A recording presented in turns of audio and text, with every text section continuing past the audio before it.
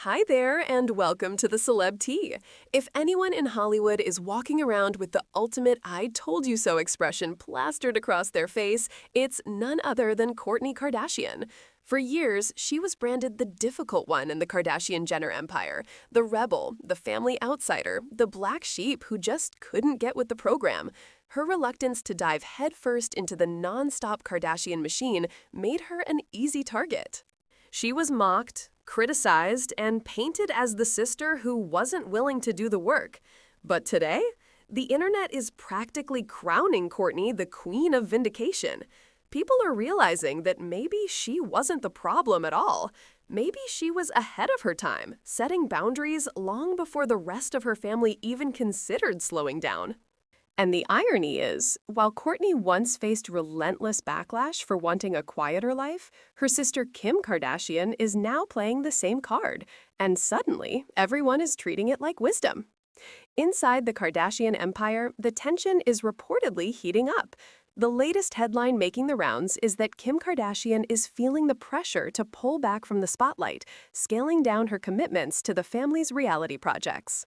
Sources close to the star say she's simply too overwhelmed. Between her businesses, parenting, law studies, and other ventures, Kim is said to be maxed out. One insider claimed she's finally being realistic about her bandwidth. Wait a minute, doesn't that sound awfully familiar? Let's rewind a few years.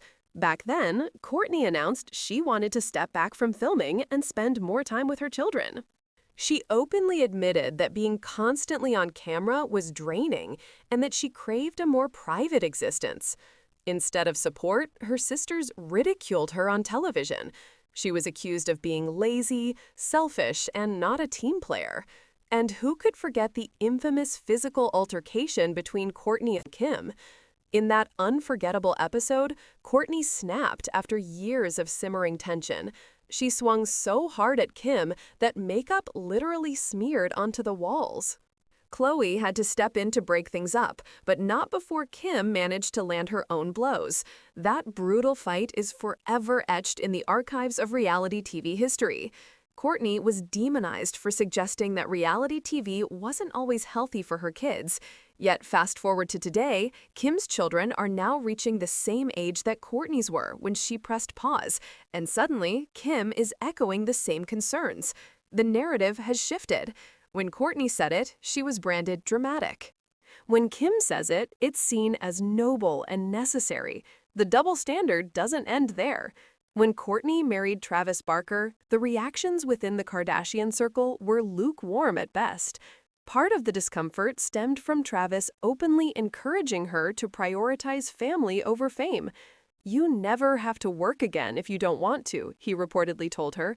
"Let's build our life together and focus on what matters." That sentiment rattled the Kardashian machine, which is built on relentless visibility and brand deals. Between Kourtney's own fortune and Travis's rock star level wealth, the couple no longer needed the Kardashian brand to thrive. That independence threatened the empire. Now, jump to the present. Kim is announcing her own desire to step back, and instead of criticism, she's being applauded for her maturity and balance. It's as if people have collectively forgotten the way Kourtney was dragged through the mud for expressing the exact same values. So what's really going on with Kim? According to industry whispers, her decision might not just be about family or burnout. Rumor has it she has another television project in the works, this time outside the family's reality bubble. Kenya Barris, the creator behind Blackish and Grownish, is said to be involved. Insiders suggest Kim is eyeing a move into scripted television, hoping to flip her brand into something fresh and perhaps more sustainable than endless reality shows. In theory, this pivot could be smart, but let's be honest, scripted acting is a whole different ballgame. Fashion shoots and commercials rely on Kim's ability to embody Kim Kardashian. Acting, on the other hand, requires disappearing into a role. That's where the skepticism comes in. No matter how well she delivers her lines, the audience is unlikely to forget they're watching Kim Kardashian. It's a tricky challenge. For most, she will always be Kim playing dress-up, rather than an actress disappearing into a character. And truthfully, this move feels less like creative ambition and more like image management. After all, Kim has weathered her fair share of public turbulence in recent years. Kanye West's very public breakdowns and controversies cast a shadow she worked tirelessly to distance herself from. But no matter how carefully crafted her PR machine is, the cracks are visible. Her once untouchable brand aura has dimmed. Endorsement deals aren't as easy to land, and the cultural obsession with Kim doesn't hit with the same force it once did. The shine has dulled, even if just slightly. Add to that the Pete Davidson whirlwind romance, which dominated headlines but didn't exactly elevate her reputation. If anything, it left her looking out of touch, caught in a PR stunt that backfired. Some Hollywood insiders even claim certain men steer clear of dating her, not because of who Kim is, but because of the baggage tied to her image and the looming shadow of Kanye. The uncomfortable truth for Kim Kardashian is that her influence in fashion is no longer at its peak. During her marriage to Kanye, he styled and reshaped her into a global fashion icon, someone who dominated red carpets and dictated trends. But those days are behind her. Without his direct influence, Kim's fashion identity feels less groundbreaking. She is now chasing culture rather than setting it, a dangerous shift for someone whose brand was built on staying one step ahead. Advertisers and luxury brands notice this. Here's the hard reality. The luxury fashion market is driven by the coveted 18 to 35 demographic, the consumers most willing to drop thousands on handbags, shoes, and limited edition collections. This is exactly why Kylie Jenner, with her youth and trend-savvy persona, is the go-to Kardashian for major fashion and beauty campaigns. Kendall, too, sits at the top of this hierarchy thanks to her supermodel career and her strong connection with high-end brands. Kim, by contrast, is sliding into what the industry politely calls legacy status.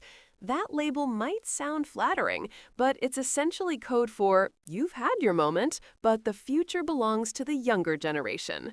Legacy status means that while Kim will always be respected and recognized, she's not the first choice for the boldest campaigns or cutting-edge collaborations anymore.